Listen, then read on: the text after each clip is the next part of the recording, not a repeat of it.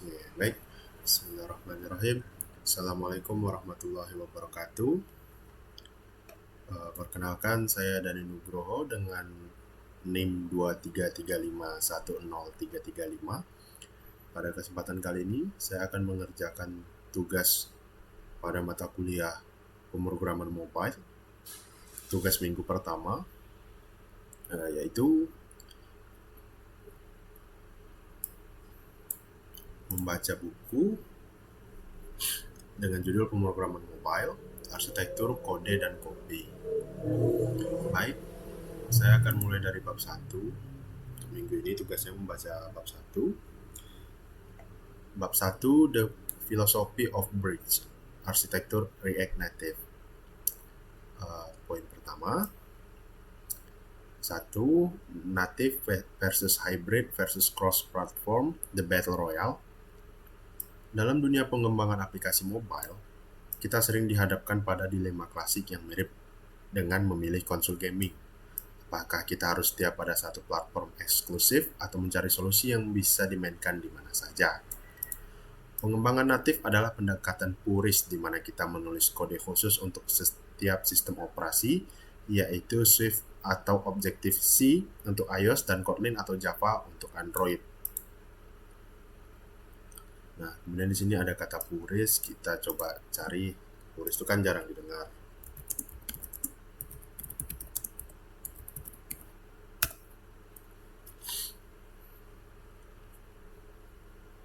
Di sini saya menggunakan bantuan Gemini.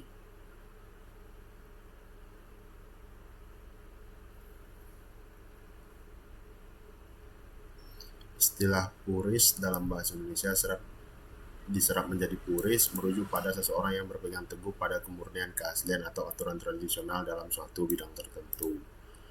Berarti di sini dari puris, pendekatan puris berarti kan jadi lebih condong lah menggunakan pengembangan natif. Kemudian pendekatan ini memberikan performa yang sangat maksimal karena kode berinteraksi langsung dengan hardware tanpa perantara, ibarat bermain game PC dengan spesifikasi sultan yang dioptimalkan penuh. Namun, kelemahannya sangat jelas dan menyakitkan bagi dompet serta waktu, yaitu kita harus membangun dua aplikasi terpisah dengan dua tim developer yang berbeda. Bayangkan jika sebuah startup harus menggaji dua divisi engineering hanya untuk meluncurkan satu produk yang sama. Tentu ini adalah mimpi buruk bagi efisiensi anggaran. Selain itu, sinkronisasi fitur antara versi Android dan iOS seringkali menjadi masalah logistik yang rumit karena perbedaan kecepatan pengembangan di kedua tim tersebut. Di sisi lain spektrum, kita mengenal pendekatan hybrid, yang pada dasarnya adalah penipuan visual yang cukup cerdik namun seringkali mengecewakan diri dari segi performa. Aplikasi hybrid sebenarnya hanyalah sebuah website yang dibungkus dalam cangkang aplikasi WebView, mirip seperti membuka situs di web browser tetapi tanpa address bar di bagian atasnya. Teknologi seperti Iconic atau PhoneGap Cordova mempopulerkan metode ini karena kemudahannya. Jika kamu bisa membuat website dengan HTML, CSS, dan JavaScript, maka kamu bisa membuat aplikasi mobile. Teknologi seperti Ionic atau PhoneGap. Coba kita searching. Apa nih?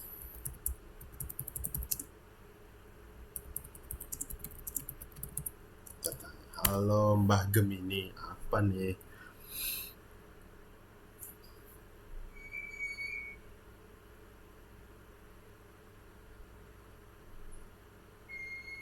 Menunggu.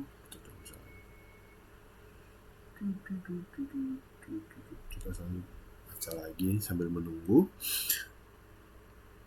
Sayangnya, karena ini hanyalah browser yang menyamar, akses fitur ke natif seperti kamera atau sensor seringkali terasa lambat dan penuh bug. Pengguna akan segera menyadari bahwa aplikasi tersebut terasa nyata karena animasi yang patah-patah dan respon sentuhan yang kurang presisi dibandingkan aplikasi asli. Rasanya seperti memainkan game AAA tapi lewat layanan streaming dengan koneksi internet yang putus nyambung, sangat tidak memuaskan. Nah, di sini jelaskan Ionic itu pada dasarnya sebuah framework kerangka kerja open source yang digunakan untuk membuat aplikasi mobile, aplikasi desktop, serta aplikasi web. Konsep utamanya adalah write once, run anytime. Tulis sekali, jalan di mana saja. Oke. Selanjutnya, kemudian hadirlah cross-platform native, kategori di mana React Native dan kompetitornya seperti Flutter bertahta sebagai solusi jalan tengah yang paling masuk akal saat ini. Berbeda dengan hybrid yang hanya menampilkan halaman web, React Native benar-benar merender komponen UI asli milik sistem operasi, sehingga tombol yang kamu lihat di layar adalah tombol native Android atau iOS yang sesungguhnya. Filosofinya adalah learn once, write anywhere. Ya, sama seperti ini. Write once, run anywhere. Yang berarti kita bisa menggunakan satu basis kode JavaScript untuk mengendalikan dua platform sekaligus tanpa kehilangan feel aplikasinya. React Native tidak sekedar membungkus website, melainkan bertindak sebagai dalang yang memerintah sistem operasi untuk menggambarkan antarmuka sesuai keinginan kita. Ini memberikan keseimbangan terbaik antara efisiensi pengembangan satu tim, satu bahasa, dan kualitas pengalaman pengguna yang hampir setara dengan aplikasi native murni. Kemudian, mengapa React Native lebih unggul dibandingkan Flutter dalam konteks tertentu? Atau mengapa ia masih bertahan meski teknologi baru bermunculan? Jawabannya terletak pada ekosistem JavaScript yang sudah menjadi bahasa pemrograman paling populer di dunia, yang artinya kolom talenta developernya sangat luas dan melimpah. Jika kamu sudah menguasai React untuk web, transisi ke React Native terasa sangat natural karena pola pikir komponen dan manajemen datanya hampir identik. Selain itu, raksasa teknologi seperti Meta, Facebook, Microsoft, dan Shopify berinvestasi besar-besaran untuk menjaga teknologi ini tetap relevan dan performan. Komunitas yang besar juga berarti jika kamu menemui error yang aneh, kemungkinan besar sudah ada orang lain yang menyelesaikannya dan memposting solusinya di Stack Overflow atau GitHub. Ini adalah faktor survival yang penting bagi teknologi open source agar tidak mati di telan zaman. Namun, kita harus jujur bahwa pendekatan cross-platform ini bukanlah sihir yang sempurna tanpa celah sama sekali, melainkan sebuah seni kompromi teknik. Ada kalanya kita tetap perlu menulis sedikit kode natif seperti Swift atau Kotlin untuk fitur yang sangat spesifik atau membutuhkan performa ekstrim, seperti pemrosesan audio real-time atau grafis 3D tingkat tinggi. React Native memungkinkan kita untuk mencampur kode JavaScript dengan modul natif, sebuah konsep yang memberikan fleksibilitas luar biasa jika kita mentok dengan keterbatasan JavaScript. So, meskipun kita menggunakan JavaScript untuk 95% logika bisnis dan UI, kita masih bisa memiliki pintu darurat untuk mengakses kekuatan penuh perangkat jika diperlukan. Pemahaman tentang trade-off inilah yang membedakan seorang senior engineer yang bijak dengan junior yang hanya fanatik pada satu hal. Kita cari istilah trade-off di JavaScript. Itu apa sih, Bang Gemini? Sambil menunggu, kita baca dulu kesimpulannya.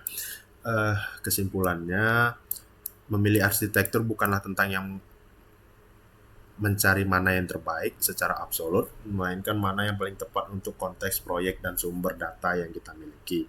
Untuk mahasiswa atau founder startup yang ingin memvalidasi ide secepat mungkin ke pasar Android dan iOS sekaligus, React Native adalah senjata pamungkas yang paling efisien. Kita bisa bergerak cepat, melakukan iterasi desain dengan instan, dan tetap memberikan produk yang terasa premium di tangan pengguna. Di bab-bab selanjutnya, kita akan membongkar bagaimana React Native bisa melakukan sihir ini di balik layar. Persiapkan diri kalian karena kita akan masuk ke dalam mesin penggerak utamanya. Sudah selesai chapter 1. Sebelum lanjut ke chapter 2, kita baca dulu sedikit. Halo, istilah trade-off di JavaScript itu sebenarnya bukan nama fungsi atau sintaks bahasa pemrogramannya. Trade-off adalah sebuah konsep pengambilan keputusan di mana kita harus mengorbankan satu hal atau keuntungan tertentu demi mendapatkan keuntungan lain yang lebih dibutuhkan dalam situasi tersebut. Ibaratnya seperti saat membeli makanan, kita sengaja mencari warung makan dengan porsi tukang gali yang super jumbo supaya kenyang seharian. Trade-off-nya adalah kita mungkin bakal merasa ngantuk berat setelah makan dan malah sudah fokus mau lanjut nugas atau ngoding. Selalu ada harga yang dibayar untuk sebuah keuntungan. Seperti itu. Diabetes dong. Selanjutnya kita masuk ke chapter 2, Under the Hood, Bridge Threats, and GSI. Oke, untuk memahami bagaimana React Native bekerja, kita perlu membayangkan sebuah komunikasi yang terjadi antara dua dunia yang terpisah total. Dunia JavaScript, tempat kita menulis logika, dan dunia native, tempat HP bekerja. Secara default, kedua dunia ini tidak saling mengerti bahasa satu sama lain. JavaScript tidak paham apa itu UI view di iOS, dan Android tidak peduli apa itu raw function di JavaScript. Dalam arsitektur lama React Native sebelum era baru, solusi untuk masalah ini adalah sebuah mekanisme yang disebut the bridge atau jembatan. Bayangkan bridge atau jembatan ini sebagai seorang penerjemah yang sibuk berlari bolak-balik mengantarkan pesan antara dua orang yang tidak bisa saling bicara. Setiap kali kita ingin mengubah warna latar belakang di aplikasi, JavaScript harus menulis pesan membungkusnya dan mengirimkannya lewat jembatan sisi native. Kemudian, proses pengiriman pesan ini menggunakan format yang disebut JSON serialization, yang secara teknis mirip dengan mengubah objek kompleks menjadi teks panjang agar bisa dikirimkan. Ketika pesan JSON sampai di sisi native, pesan tersebut harus dibongkar atau diobserialisasi, dibaca, dan kemudian perintahnya dieksekusi oleh sistem operasi untuk memperbarui layar. Proses bungkus-membungkus atau serialisasi dan bongkar-membongkar atau deserialisasi ini memakan waktu dan sumber daya komputasi yang tidak sedikit jika dilakukan jutaan kali per detik. Inilah yang menjadi penyebab utama aplikasi React Native zaman dulu terasa lag atau patah-patah saat melakukan animasi kompleks atau scroll cepat. Jembatannya macet karena terlalu banyak truk data yang mencoba lewat di waktu yang bersamaan, menciptakan kemacetan lalu lintas digital. Selain masalah serialisasi, React Native beroperasi menggunakan sistem multithreading yang memisahkan tanggung jawab kerja ke jalur yang berbeda-beda agar UI utama tidak macet. Ada 3 thread utama yang harus kamu kenal, yaitu main thread atau UI thread yang dimiliki oleh sistem operasi untuk menangani tampilan, ada JavaScript thread, tempat kode kita berjalan, dan shadow thread yang menghitung tata letak layout. Masalah sering muncul karena JavaScript thread dan main thread bekerja secara asinkron. Artinya, mereka tidak selalu sinkron dalam waktu nyata. Contoh klasiknya adalah saat kamu menggeser daftar yang panjang dengan cepat, kadang layar terlihat putih kosong sesaat karena pesan dari JS thread belum sampai ke main thread lewat jembatan yang macet tadi. Ketidaksinkronan ini adalah harga mahal yang harus dibayar demi fleksibilitas JavaScript. Ya, benar sih. Sometimes kalau di HP Android gitu, kalau lagi scroll-scroll atau buka e-book misalnya, kayak scroll ke bawah nih, kadang-kadang kan masih ngeblank putih. Benar-benar. Namun, kabar baiknya adalah dunia React Native telah berevolusi dengan diperkenalkannya arsitektur baru bernama JSI, JavaScript Interface. JSI ini adalah game changer yang menghapus konsep jembatan lambat tadi dan menggantinya dengan komunikasi langsung. Dengan JSI, kode JavaScript kita bisa memegang referensi langsung ke objek C++, bahasa yang dimengerti mesin native, seolah-olah JavaScript memiliki kekuatan super untuk menyentuh memori natif secara langsung. Analogi mudahnya, jika dulu kita harus mengirim surat lewat pos atau the bridge untuk menyuruh teman menyalakan lampu, sekarang kita punya kendali telekinesis yaitu GSI untuk menyalakan lampu sendiri secara instan. Ini menghilangkan kebutuhan untuk serialisasi JSON yang berat, membuat komunikasi antara JS dan native menjadi ribuan kali lebih cepat dan efisien. Bersama dengan GSI, hadir juga konsep Fabric atau sistem rendering baru dan turbo modules yang semakin memperkuat fondasi performa React Native modern. Fabric menggunakan UI untuk dirender secara sinkron jika diperlukan, memprioritaskan interaksi pengguna di atas tugas-tugas lain yang kurang penting, sehingga masalah blank space saat scrolling bisa diminimalisir. Turbo Modules memungkinkan aplikasi untuk membuat modul natif hanya saat dibutuhkan saja. Lazy loading bukan memuat semuanya di awal yang membuat aplikasi lambat terbuka. Dengan arsitektur baru ini, batas performa antara aplikasi React Native dan aplikasi native murni menjadi semakin tipis. Bahkan nyaris tidak dapat dibedakan oleh mata telanjang. Sebagai developer Gen Z, memahami pergeseran dari bridge ke GSI ini penting agar kita tahu mengapa kode kita bisa berjalan begitu mulus. Meskipun detail teknis tentang C++ dan trading ini terdengar mengintimidasi, kalian tidak perlu menulis kode C++ secara manual untuk menikmati kelebihannya. Komunitas dan tim ini React Native telah Komunitas dan tim inti React Native telah membungkus kerumitan ini di balik API yang rapi, sehingga kita tetap bisa menulis JavaScript yang bersih dan elegan. Poin pentingnya adalah memahami bahwa di balik kemudahan view dan teks yang kita tulis, ada orkestrasi rumit yang terjadi untuk memastikan performa tetap terjaga. Pengetahuan arsitektural ini akan berguna saat kalian harus melakukan debugging masalah performa di aplikasi skala besar nanti. Jangan hanya jadi coder yang mengetik, jadilah engineer yang paham mesin apa yang sedang kalian kendarai. Wow, kata-kata hari ini. Kata-kata hari ini abangku. Jangan hanya jadi coder yang mengetik, jadilah engineer yang paham mesin apa yang sedang kalian kendarai. Selanjutnya kita masuk on chapter 3, the Expo ecosystem, the cheat code. Jika React Native adalah mesin mobil balap yang canggih namun rumit untuk dirakit, maka Expo adalah mobil yang sudah dirakit lengkap, dituning, dan siap gaspol langsung dari showroom. Dulu, memulai proyek React Native murni, sering disebut bare workflow adalah mimpi buruk bagi pemula karena kita harus menginstal Android Studio, Xcode, Cocoa Pods, dan bergelut dengan konfigurasi Gradle yang sering error tanpa alasan jelas. Expo hadir untuk menyelesaikan pendekatan ini dengan menyediakan seperangkat alat toolchain yang mengabstraksi kerumitan konfigurasi natif tersebut. Dengan Expo, kita tidak perlu menyentuh folder Android atau iOS sama sekali di awal pengembangan, karena Expo yang akan mengurusnya untuk kita. Ini seperti menggunakan cheat code di dalam game untuk melewati tutorial yang membosankan dan masuk ke aksi utamanya. Expo ecosystem.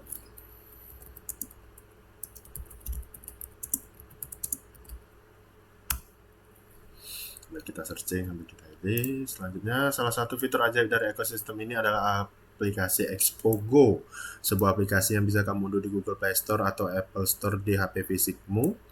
Expo Go berfungsi sebagai kontainer atau wadah yang bisa menjalankan kode script yang kamu tulis di laptop secara real-time tanpa perlu kabel data selama satu jaringan Wi-Fi. Bayangkan betapa cepat proses development. Kamu ubah warna tombol di VS Code, tekan simpan, dan boom, tampilan HP-mu dirubah dalam hitungan milidetik berkat fitur fast refresh. Ini memangkas waktu compile yang biasanya memakan waktu bermenit-menit di pengembangan konvensional menjadi nyaris nol.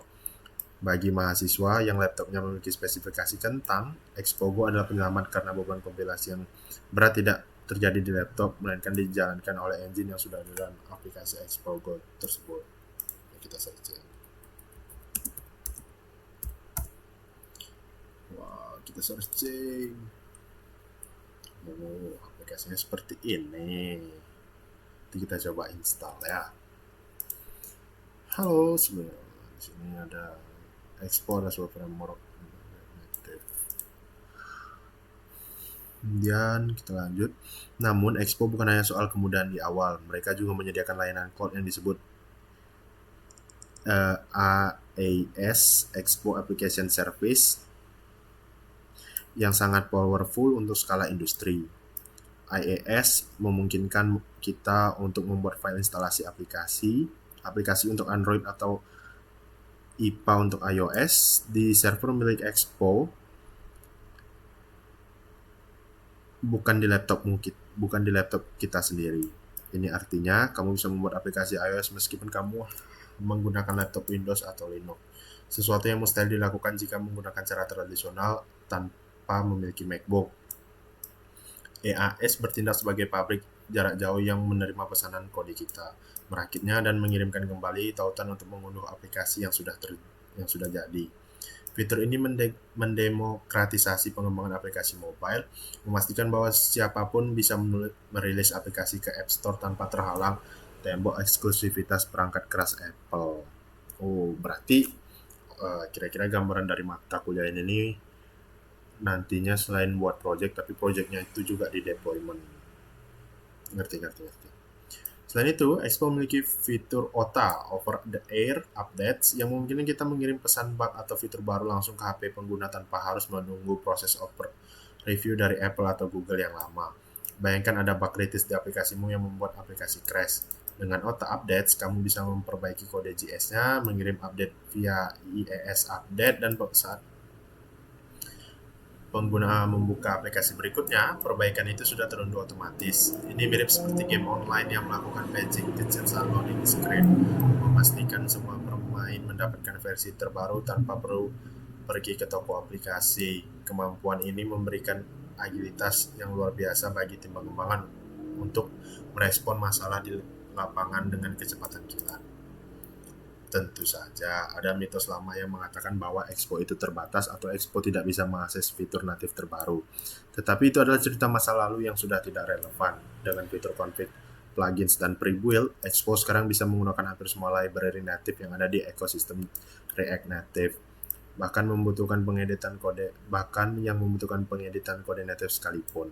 Konsep ini disebut Continuous Native Generation atau CNG, di mana folder native, yaitu Android dan iOS, tidak disimpan permanen di proyek kita, tetapi dibuat ulang atau di-generate setiap kali kita mau melakukan build. Ini menjaga proyek kita tetap bersih, ringan, dan mudah di-maintain, karena kita hanya fokus pada JavaScript dan konfigurasi JSON-nya. Jadi, untuk mata kuliah ini, dan mungkin sebagian besar karir profesionalmu nanti, kita akan menggunakan Expo Manage Workflow sebagai standar utama. Bukan karena kita malas, tapi karena kita cerdas memilih alat yang memaksimalkan produktivitas dan meminimalkan sakit kepala yang tidak perlu. Industri saat ini pun sudah bergeser, banyak perusahaan besar migrasi ke Expo karena kemudahan maintenance jangka panjangnya. Menggunakan Expo berarti kita berdiri di atas bahu raksasa, memanfaatkan industri kelas dunia untuk membangun aplikasi kita sendiri.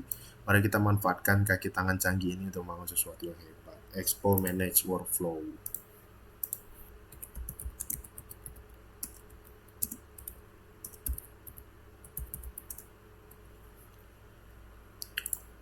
Get started. Cuk, kita searching dulu. Wow, apa ini? Nanti kita pelajari ya. Kita baca dulu bukunya. Oke, kita lanjut ke chapter 4, Environment Setup Strategy, Miss and Place. Sebelum kita memasuki kode yang lezat, kita perlu melakukan miss and place, istilah kuliner Prancis yang menempatkan segalanya pada tempatnya. Dalam konteks programming, ini berarti menyiapkan development environment atau lingkungan kerja yang stabil agar tidak terganggu oleh error konfigurasi saat sedang asik ngoding. Komponen pertama dan terpenting harus diinstal adalah Node.js yang berfungsi sebagai mesin untuk menjalankan JavaScript di luar browser. Pilihlah versi LTS (Long Term Support) karena versi ini adalah yang paling stabil dan didukung oleh mayoritas library di ekosistem React Native. Jangan tergiur menggunakan versi terbaru yang ganjil kecuali kamu siap menghadapi ketidakstabilan demi fitur eksperimental. Download Node.js.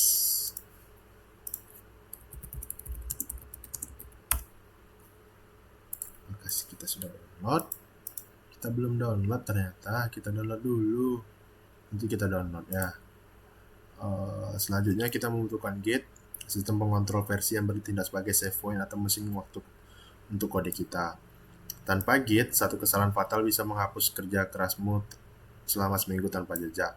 Dan itulah tragedi yang harus dihindari. Membiasakan diri melakukan commit, menyimpan perubahan secara rutin, bukan hanya best practice, tapi juga etika dasar dalam bekerja tim. Selain itu, untuk pengguna macOS disarankan menginstal Watchman, sebuah alat bantuan Facebook yang bertujuan untuk memantau perubahan file di hard drive. Watchman bekerja jauh lebih cepat daripada pemantauan file standar, memastikan bahwa saat kamu menekan tombol save, simulator langsung bereaksi tanpa jeda yang menyebalkan. Pemilihan kode editor atau IDE juga sangat krusial, dan standar industri saat ini jatuh pada Visual Studio Code (VS Code). VS Code bukan sekedar editor teks, tapi sebuah ekosistem yang diperkuat dengan berbagai extension bermanfaat seperti IS7, React Redux, React Native Snippets untuk mempercepat pengetikan, dan Prettier untuk merapikan kode secara otomatis. Mengonfigurasi editor agar nyaman di mata, pilihan tema yang bagus dan efisien di jari adalah investasi waktu yang akan terbayar berkali-kali lipat. Jangan lupa juga untuk menyiapkan terminal yang bagus, entah itu terminal bawaan VS Code atau terminal eksternal seperti iTerm2 atau Windows Terminal, karena kita akan banyak mengetik perintah CLI atau Command Line Interface. Meskipun kita akan menggunakan Xpogo di HP fisik, memiliki emulator Android Virtual Device dan simulator simulator di laptop tetaplah penting untuk pengujian cepat. Simulator memungkinkan kita melihat bagaimana aplikasi berjalan di berbagai ukuran layar versi OS yang berbeda tanpa perlu membeli 10 HP yang berbeda. Namun perlu diingat bahwa menjalankan emulator membutuhkan RAM yang besar, minimal 8 GB, disarankan 16 GB. Jadi jika laptop mulai terasa seperti mau terbang, kipas berbunyi kencang, kembalilah menggunakan HP fisik. Keseimbangan antara pengguna simulator dan real device adalah kunci menjaga kesehatan laptop dan kewarasan developer. Terakhir, kita perlu memastikan akun Expo sudah dibuat dan terhubung melalui CLI dan terminal kita. Melakukan npx expo login adalah langkah awal untuk menghubungkan lingkungan lokal kita dengan cloud Expo yang sudah dibahas sebelumnya. Pastikan juga jaringan internetmu stabil dan jika memungkinkan berada di jaringan yang sama antara laptop dan HP untuk kelancaran proses tunneling data. Sepertinya ini tutorial. Baiklah, nanti setelah saya take video saya akan mengikuti tutorialnya step by step. Seringkali masalah aplikasi tidak mau connect disebabkan oleh hal sepele seperti koneksi Wi-Fi yang berbeda atau firewall yang terlalu agresif memblokir port komunikasi. Menyiapkan lingkungan kerja mungkin terasa membosankan dan teknis, seperti menyusun kabel sebelum konser musik dimulai, tapi ini adalah fondasi dari segalanya.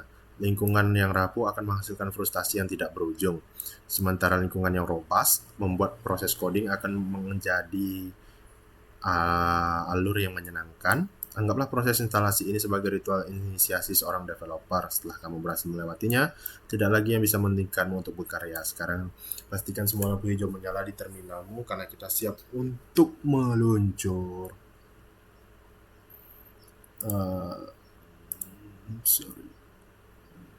Selanjutnya chapter 5, React Native Lifecycle from Zero to Pixel. Pernahkah kamu bertanya apa yang sebenarnya terjadi dalam jeda waktu sepersekian detik antara saat kamu mengetuk ikon aplikasi hingga tampilan pertama muncul? Memahami siklus hidup atau life cycle, inisiasi aplikasi React Native adalah kunci untuk mengoptimalkan performa awal atau startup time. Semuanya dimulai ketika sistem operasi Android atau iOS memuat native binary dalam aplikasi ke memori. Mirip seperti menyalakan mesin mobil, pada tahap awal ini, main thread atau UI thread aktif dan juga mulai menyiapkan wadah kosong atau root view. Tempat aplikasi React Native akan digambar nantinya. Di saat yang sama, JavaScript engine seperti Hermes atau JavaScript Core mulai dipanaskan dan disiapkan untuk mengeksekusi kode. Langkah kedua adalah pembuatan JS Bundle, yaitu file raksasa yang berisi seluruh kode JavaScript kita beserta semua library yang kita gunakan. Inilah mengapa ukuran aplikasi menjadi penting.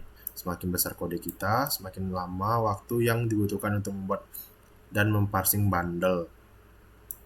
Disinilah JavaScript thread mulai bekerja keras, membaca instruksi demi instruksi dan mulai mengeksekusi logika awal aplikasi.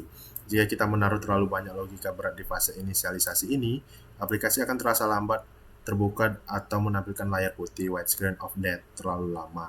Oleh karena itu, praktik terbaiknya adalah melakukan pemuatan data berat secara lazy atau belakangan setelah UI utama muncul. Setelah kode tereksekusi, dimulailah proses pembentukan pohon di mana React mulai menyusun hierarki komponen virtual atau virtual DOM. React akan menentukan komponen apa saja yang harus muncul pertama kali, apakah itu halaman login atau halaman home, beserta komponen anak-anaknya seperti tombol, teks, dan gambar. Informasi terstruktur ini kemudian dikirimkan via JS di arsitektur baru ke sisi native untuk diubah menjadi tampilan nyata. Di sinilah share terjadi, yaitu berupa instruksi view di JavaScript direndahkan menjadi view group di Android dan UI view di iOS. Proses ini disebut mounting, di mana komponen virtual akhirnya mewujud menjadi pixel yang bisa dilihat dan disentuh oleh pengguna.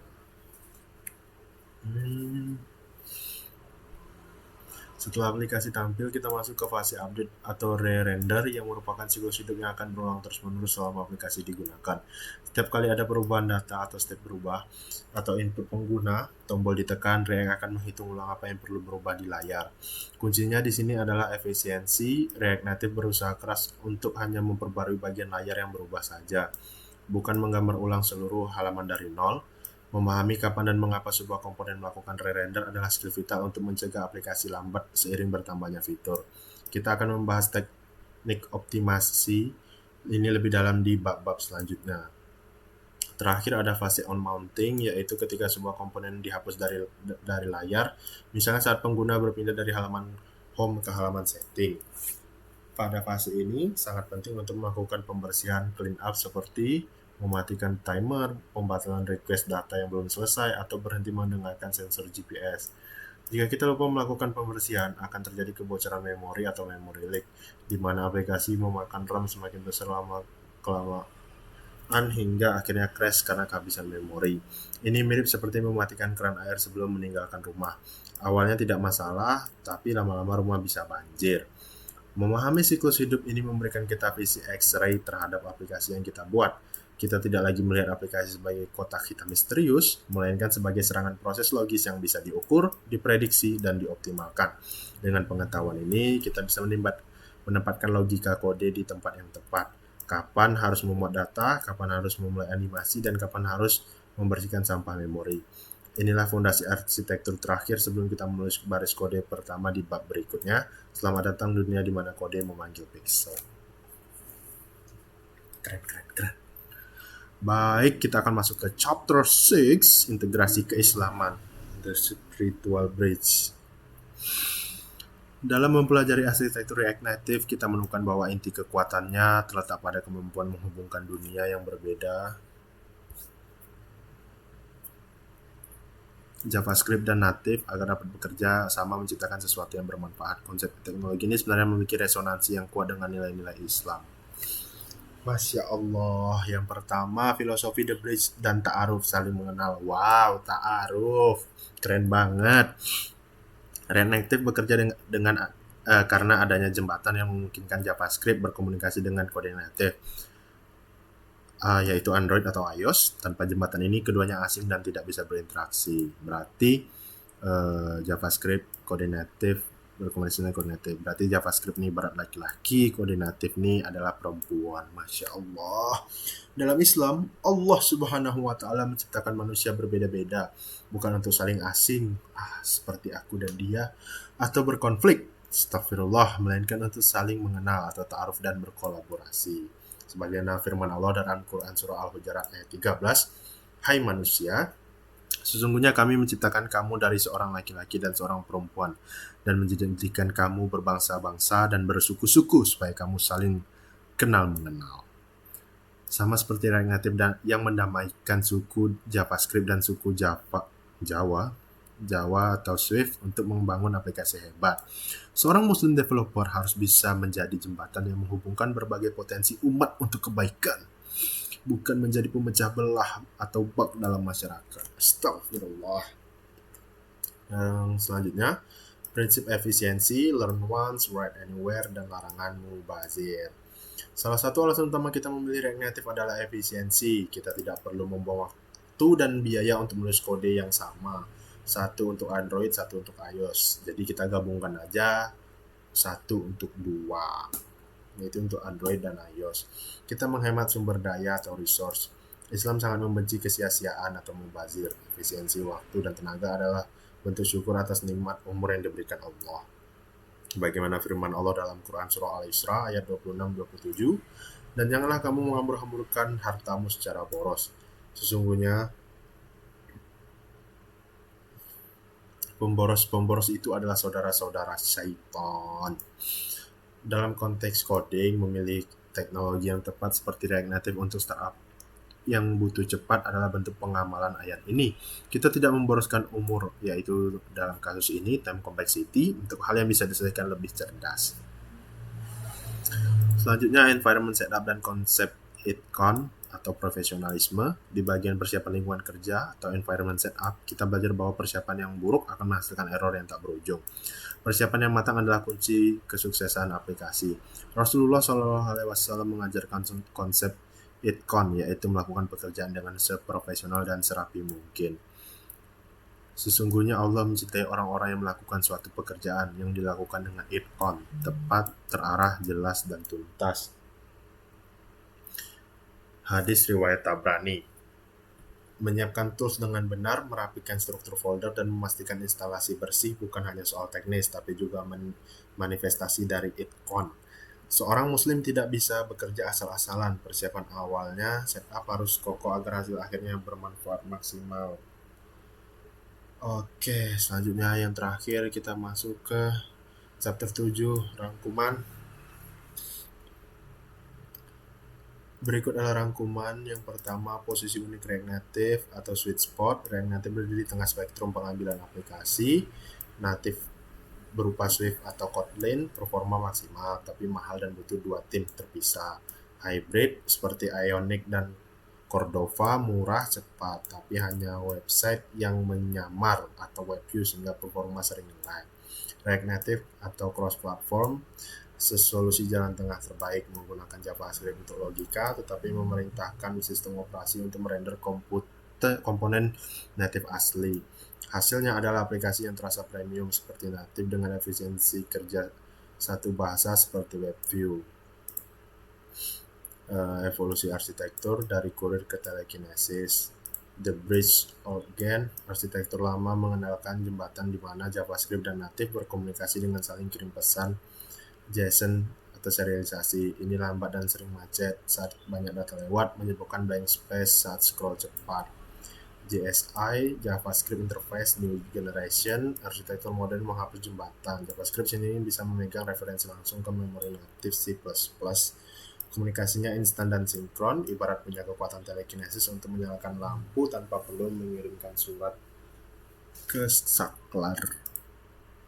Ekosistem Expo, jalan pintas legal menggunakan Expo Manage Workflow adalah standar modern terutama untuk pemula dan tim yang ingin bergerak cepat. Tanpa ribet, Expogo mengurus konfigurasi rumit di balik layar. Expogo menjadi wadah untuk menjalankan codingan di HP fisik secara real-time tanpa kompilasi berat di laptop. Dan EAS, Expo Application Service, layanan cloud untuk membuat aplikasi tanpa butuh laptop spek dewa. Persiapan lingkungan, mise and place. Kestabilan development environment adalah kunci, seperti Node.js, LTS, Git, VS Code, dan Watchman untuk yang pengguna Mac. Kemudian siklus hidup life cycle tidak muncul begitu saja, ada proses-prosesnya, yaitu OS membuat native binary, mesin JS membuat bundle, kode kita React menyusun virtual DOM pada komponen, dan instruksi dikirim ke sisi native untuk melakukan mounting, yaitu menggambar pixel ke UI layar. Memahami penting untuk mengoptimalkan waktu startup aplikasi. Selanjutnya asesmen.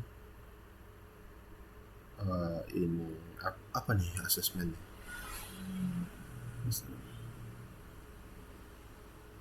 Oh, ini nanti tugas dikerjakan. Oke, saya rasa itu saja untuk pertemuan pada minggu pertama ini dengan chapter The Philosophy of Bridge. I think that's all. Thank you for your opportunity and thanks for watching. I'm Dani Nugroho, and until next time, stay classy.